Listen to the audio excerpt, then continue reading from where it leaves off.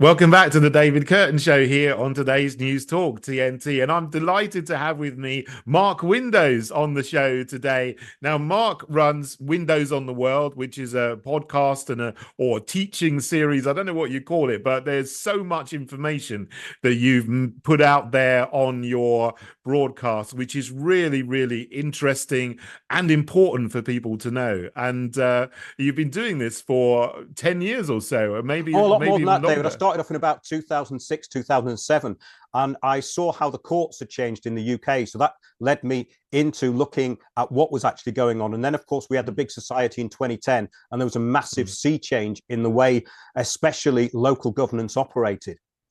Mm. You talk about communitarianism and quite a lot, and I don't think many people may not have even heard of that word or even less understand what it means. But what is that, and why is it a danger to our society?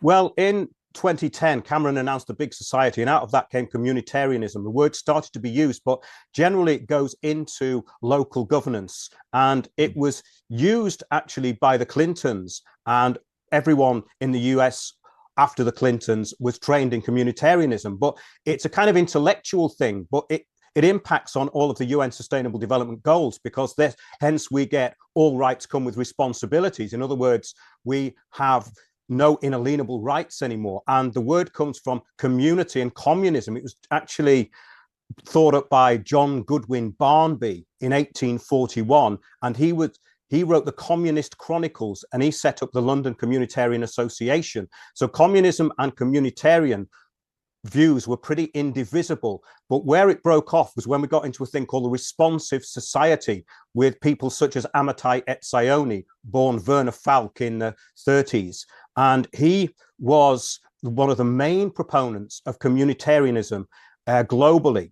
So his view was that people were not taking enough responsibility within a community, and that people would have to take more responsibility. So therefore, all rights that are granted come with responsibilities, whereas, of course, all rights actually come from one individual having rights. You can't have collective rights. So that's the point. So from that, we get consensus meetings where people are steered into the intended outcome. So in other words, it's a completely deceptive system. It masquerades or masks itself as community, but it is, in fact, top-down totalitarianism. So does this happen on local councils? I mean, you talk about consensus being driven, and people go into meetings, and then they think they have an opinion and they can present their opinions, and we live in an open society where there's a level playing field. But is it the case that people can go to meetings and then be manipulated into accepting certain points of view and then pursuing a certain agenda, such as the climate agenda or the woke agenda or the trans agenda and things like that? Yes. Well, all these agendas, David, are drivers of change. The climate change agenda is the biggest driver of change humanity has ever been forced into and under. So, in other words, these other agendas, which are basically identitarian agendas, are put in for divide and rule purposes. And it's all part of the big society, in that everybody participates. But in actual fact, this illusion of participation is completely false, because the outcomes have already been decided, and people are finding that out. They go to these local council meetings, they find that they're not being heard, that it appears that these new developments, these new impositions, the low traffic neighborhoods, were all implemented before, and it's part of an ongoing project, which it is. It's a very long-term project, which started with the Agenda 21 goals, and it started off with a thing called Global 2000. But then we go back. The first communitarian document was actually Our Common Future in 1987, which was also known as the Brundtland Report. Gro Harlem Brundtland was a communist and the Prime Minister of Norway. Now, I don't want to get too complicated with this, but people have to know what the principles are, the core principles. So, in other words, people were trained into this new system of sustainable development. So when you're dealing with the council, you're not dealing on an open playing field. You're dealing with an agenda which is already in place, and it is very difficult to stop. But hence you get consensus meetings, hence you get Delphi technique invented by the Rand Corporation in 1953 to gain group consensus. So I'll give you an example. So if you've got a factory and you want all the employees to agree, you don't want the unions to get too powerful. So what you do is you put your own people in there, you kind of infiltrate, and you steer them into closing the doors that you don't want them to go through.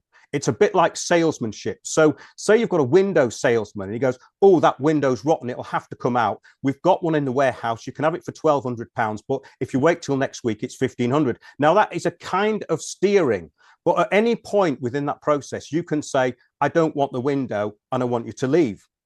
But with this, you can't do that, because what they do is they put the goals as part of the objectives. So in other words, say the Citizens' Assemblies on climate change, you cannot question anthropogenic global warming. You then go through a 3-day or 2-day indoctrination program where you are told what you are needed to vote for and what you need to do. For example, the Citizens' Assembly on Climate Change in Oxford, everybody in the country has now voted to spend £25,000 upwards on retrofitting their houses. Everyone in the UK has agreed to this. Did they know? No, of course they didn't. A group of people were given a series of steered questions, and they were made to agree with them. Wow. That's how it works. So it's kind of an imposition from above that masquerades as community. Yeah. Yeah. How do we fight this? I mean, you know, obviously I see infiltration happening, and, you know, I'm leading the Heritage Party. I've seen people try to come in and then cause trouble, or try to come in and steer us to, you know, give up this policy and give up that policy. I mean, I think we are in some sense insulated against it, because I wrote the manifesto at the very beginning and put that out there. But I know we have councillors at the parish and town level, the very lowest level, which don't have too much in the way of decision making and legislative power. But even at that level, you see they're filled with Tory, Labour, Lib Dem, Green, and they all are pushing the same agenda. You know, they're all for the climate agenda, which, as you say, is an agenda of change, and they want to do this to restrict car use and to put up 5G towers and whatever that can surveil people. How can we fight against this? I mean, can we do this within the system that we have now, or should we try to crash the system and make a whole new system, as some people think that we should do? I think the second option is not on the table, because that's already been taken into consideration. So what tends to happen is people who are outside the narrative will be steered as well. The communitarian society has infiltrated everything. I was shocked at the level of infiltration around 2013 in Waltham Forest. A whole new set of people appeared in the borough. And I found that this was going on all over the country. We'll get to the solution in a minute, by the way. But first of all, we have to address what the problem really is. And what happened was, I was getting people contacting me from around 2010 onwards about these people who they knew nothing about, who'd come into the community. A lot of them were starting NGOs and lobbying groups for this agenda. So hence you get locally things like Mums for Lungs, Our Children Can't Breathe, etc. Now, these are steered groups. These are consensus groups. And that's the trick. So when you see the word community, it's them, it's not you. So you have to take back this at a community level. And I know that the Heritage Party is trying to do this, and you're doing exactly the right thing. It's a big uphill struggle, because, of course, the people who you're trying to get on board are being distracted all over the place by so-called freedom fighters. And this is part of the steering. And this is one of the things that made me turn my back on some of the things that were happening, in the respect that I saw it wasn't going anywhere. So there was a bit of conflict over that with certain people, but now they're seeing that, in fact, it was right that this system is in place. But I do have a manifesto which you can look at it's just put empower your community into windowsontheworld.net and scroll down to the end. And there's a series of steps there which you can use as a template. And what that does, it makes it so that they can't accuse you of being far right. They can't accuse you of being anti-climate change. They can't accuse you of being a denier of anything. And that's the trick, because as we know, It's all about ad hominems and logical fallacies. The whole of sustainable development is all about logical fallacies. In other words, they'll turn around and say 97% of scientists agree, which is a logical fallacy. It has no basis in any form of reality and never did. So they use these template arguments, and when they lose the argument, they will shut the meeting down or shut the subject down. What you have to do cleverly somehow, and this is a great challenge to people out there, you are in a mimetic war, and the best meme is going to win. So you have to be very aware that this is a soundbite orientated program. Now, I've got a lot of the quotes that you can use against the climate change agenda. For example, Ottmar Edenhofer, who's like the big head of climate policy throughout the world, Mercator Institute, IPCC, etc.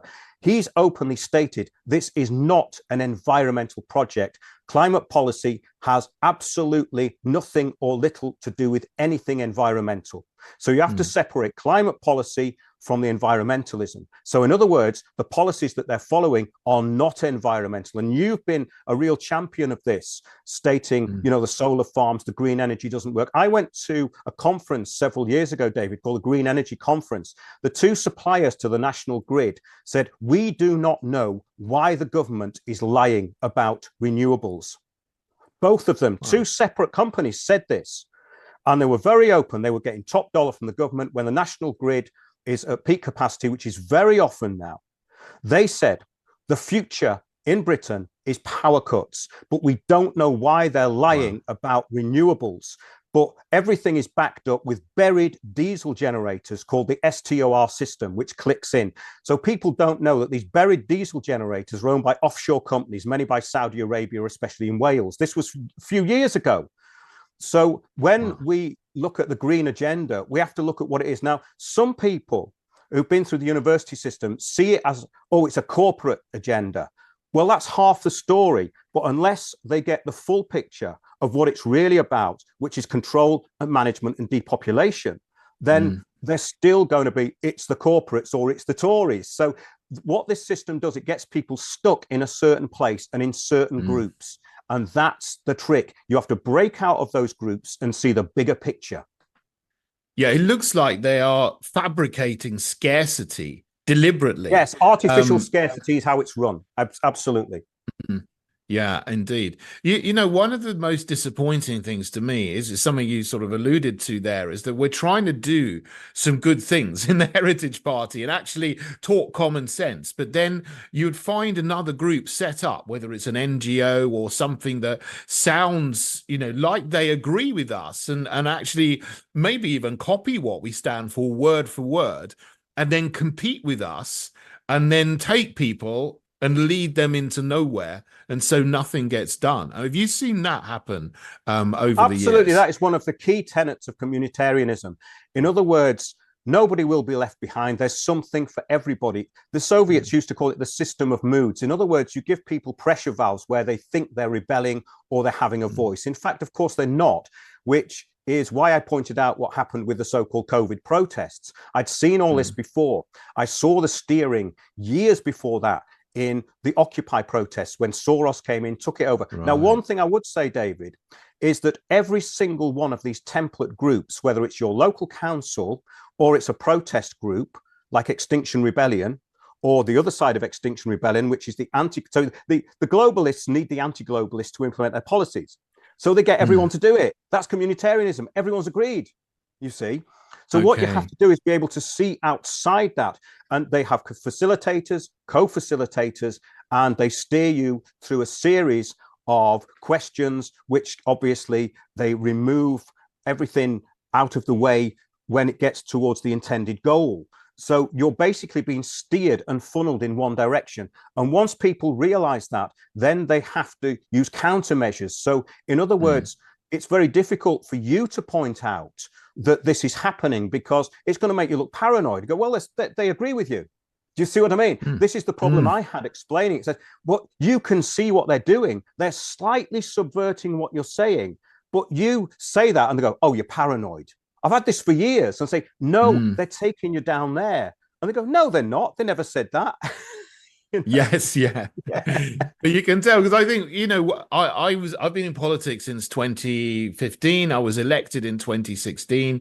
And then when I tried to get re-elected onto the London Assembly in 2021, I got all these groups sprung up and they said slightly similar things to me, but slightly twisted and then stood against me. And I think, why are you doing this? Why don't you just join in so we can all be one party together and support each other and maybe get a seat? But I mean, do you think that there's, we just got 2 or 3 minutes left. Is there any point? Do you think it's worth engaging in the political process, or at all, or is it not worth it anymore? Do you think? Absolutely. I mean, I think that people should get behind the Heritage Party. Mm. I'm not just saying that because I'm on air with you, because you are the only party that offers a solution. There is no other party that is offering a solution. And of course, the others are well funded and they're all going in the same direction. We know this. But I was going to read you this manifesto. For some reason, my screen's gone black here, which I don't seem to be able to do it. But it's basically in an article called Empower Your Community at windowsontheworld.net. Go to the end of that and just read those principles. And we've got lots of other stuff. We've got the solution, the community revolutionaries, big society change agents, the communitarian agenda, empower your community. When people watch this back, they can click onto them and they will all reinforce what we've been saying here today. Absolutely. I'd definitely recommend anyone look at your website and the videos that you made. There's a wealth of knowledge there. It's incredible. I don't know if you remember everything that you've said over the years or not, because there's so much there. Well, I do sometimes, David. I mean, I put on something from 3 years ago when they were talking about this rollout of the 5G millimeter wave technology, but it was all about a council meeting. And what I would say to people is nothing's changed. There's nothing complicated about this system. It's incredibly simple. It's incredibly simple. Let me read this out, David, because it's come back on again. Yeah, we just got about 30 seconds. So read it. Yes, read a little bit. That'd be great. Okay, we are an unaffiliated group of local residents concerned about the lack of democratic process in local government planning and policy. That covers everything. We will remain unaffiliated as individuals acting collectively and within the law towards a truly inclusive democratic process where all voices are heard.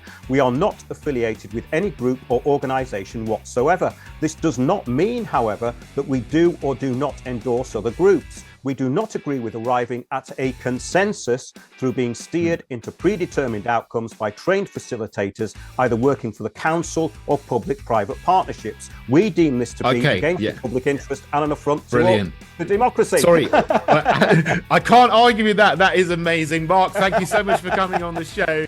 Thanks for joining me. This is today's News Talk, TNT.